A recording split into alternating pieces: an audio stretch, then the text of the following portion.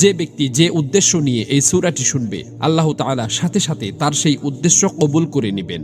আলহামদুলিল্লাহ, এই সূরাটি দিয়ে লক্ষ লক্ষ মানুষ উপকৃত হয়েছেন, তাদের কাজ সফল হয়ে গেছে। তবে এই সূরাটি শোনার কিছু শর্ত রয়েছে। প্রথম শর্ত হলো, সূরাটি শোনার আগে যে কোনো দরুদ শরীফ 3 বার পড়বেন। আপনারা চাইলে সাল্লাল্লাহু আলাইহি ওয়াসাল্লাম এই ছোট দরুদটিও পড়তে পারেন। দ্বিতীয় শর্ত হলো, সূরাটি শোনার সময় আপনারা আপনাদের আশা আকাঙ্ক্ষাগুলো অন্তরে রাখবেন।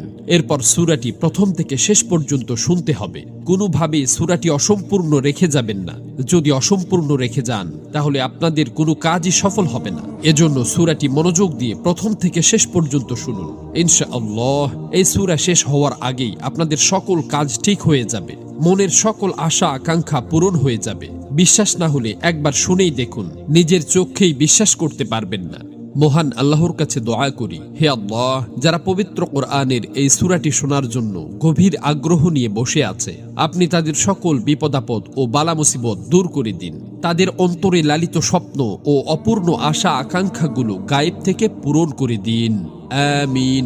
কমেন্ট বক্সে আপনিও আমিন লিখে দোয়াতে শরীক থাকুন, কেননা কে জানে যে কার দোয়া কখন কবুল হয়ে যায়। তো চলুন সূরাটি শুনে নেওয়া যাক।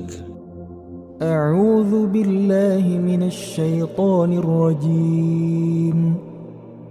بسم الله الرحمن الرحيم. سورة أنزلناها وفرضناها وأنزلنا فيها آيات بينات لعلكم تذكرون.